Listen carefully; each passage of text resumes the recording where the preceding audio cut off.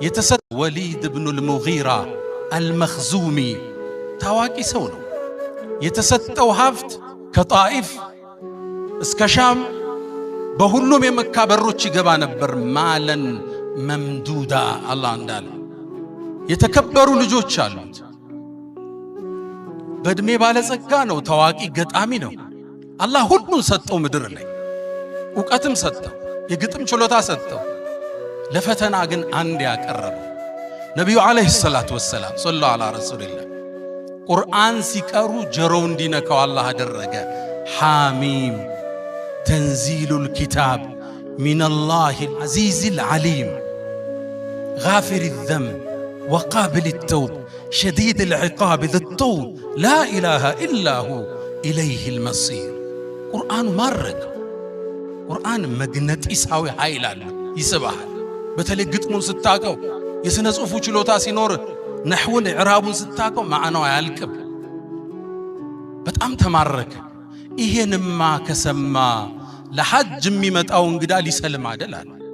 የቁረይሽን መሳፍንት ሰበሰባቸው። እናንተ ሰዎች ሆይ ይሄ ቁርአን ሐጅ ሊያረጉ የሚመጡ ሰዎች ከሰሙት መስለማቸው ነው። ቃላችን ተለያይቷል። ቃላችን አንድ እናድርገውና ለሚመጡት ተመሳሳይ ቃል እንንገር፣ በመሐመድ እንዳያምኑብናል። በእርግጥም ፀሐይን በእጃቸው ለመጋረድ ተወያዩ። ከዛ አንዱ ተነሳና ምን ችግር አለ ሲሕር እንበለው አለ። ይሄ ቁርአን ድግምት ነው እንበል፣ ሰው ይማርካል፣ ልብ ይስባል። አይ ይሄማ ሲሕር አይደለም አለ። እኛ እኮ ሳሒሮችን እናቃቸዋለን፣ ደጋሚዎችን። ላ ሚን ነፈሲሂ ወላ ዐቅዲሂ።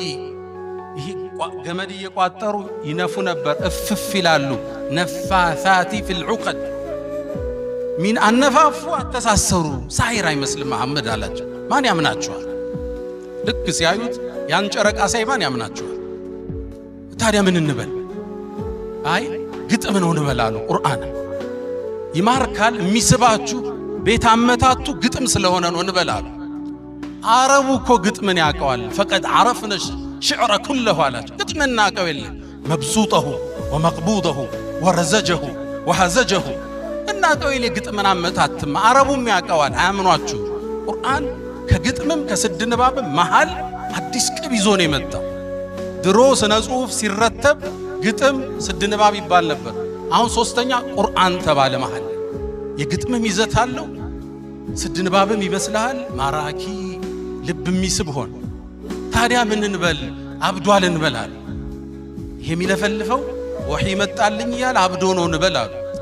ፈቀድ ዐረፍነ አልመጃኒን እብዶች እናቃቸው ይላል። ወላ ቢወስወሰትህ እንዲህ ማያቀባጅለው ነገር የለው። እንዴት ሰው ያምነናል? ያን ግርማ ሞገስ አይቶ እንዴት እሱን አብዷል ይለናል? ታዲያ ምንድነው የምትለን አሉ። ማዛ ነቁሉ ያ አባ ዓብድ ሸምስ። ምን እንበለው ታዲያ? ሐየርተና አዋለልከን እኮ አሉ። ከዛ እሱም እንዴት የሚናገረው ቁርአን እኮ ከባድ ነው። ወኢነ ሊከላሚሂ ለሐላዋ ንግግሩ እኮ ጣፋጭ ነው። ወዓለይህ ጠላዋ ላዩ ጸዳል የለበሰ ነው። ወኢነሁ ለሙግዲቁን አስፈሉ ወፈርዑሁ ለጀና ስሩ የጠለቀ ላዩ የዘለቀ። ሸህ መሐመድ ሐሚዲን ነው የተዋስኳት ይችን አማርኛ። ስሩ የጠለቀ ላዩ የዘለቀ። ወኢነሁ ለያዕሉ ወላ ዩዕላ ዐለይህ ከፍ ቢል እንጂ ከሱ በላይ የሚሆን የለም። ወኢነሁ ለያሕቱሙ ማ ተሕተህ ከስሩ ያለው የሚያደቅ ነው አላቸው። ታዲያ ምን እንበለው? አረብ ሊያምንብን አይደል? ያኔ እሱ ያን ዕውቀቱን ያን ግርማውን ተጠቅሞ ሰው እንዲሰልም መጋበዝ ሲገባው ፈከረ፣ አሰበ፣ ወቀደረ፣ መጠነ። ከዛ ማስተነተነ፣ ፊቱን ቀጨም አረገ። እነሱ ይጠብቁታል በጉጉት ተከተሉ ቢላቸው ሊከተል ነው። ተመለሰና አንድ ቃል አላቸው። አይ ድግምት ነው እንበል፣ ባልን ከሚስቱ የሚለይ ልጆችን ከአባታቸው የሚለይ እያሰለመ የሚወስድ ድግምት እንበላል። አርረሕማን ይህን ስብሰባ ሚያየው አላህ ተቆጣ። እስከ የውመል ቂያማ ቁጣውን ገልጾ አንቀጹን አወረደ። ዘርኒ ወመን ኸለቅቱ ወሒደን፣ ያን ብቻውን የፈጠርኩትን ሰው እኔና እሱን ተወኝ አንተ መሐመድ።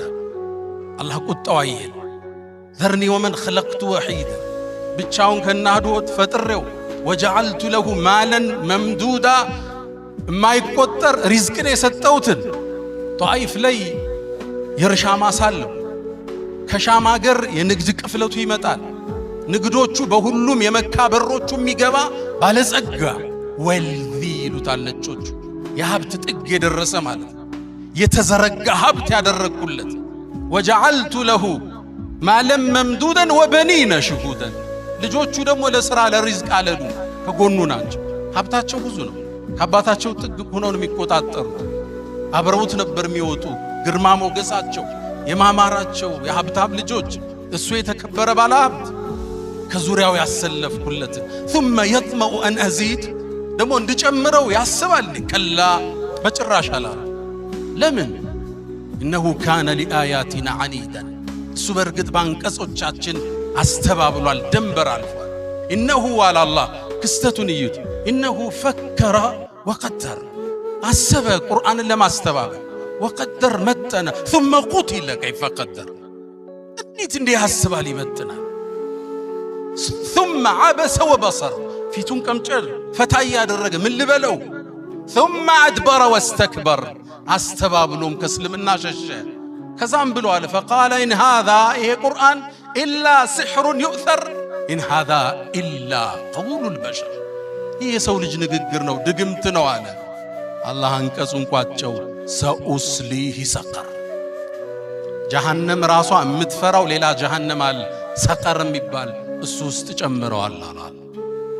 እውነትን አውቆ ይህም ብርሃን አይቶ እውቀት አላነሰው ሲሳይ አላነሰው፣ ግን ማህበረሰቡ ምን ሊለኝ ብሎ ከእውነት ሸሽ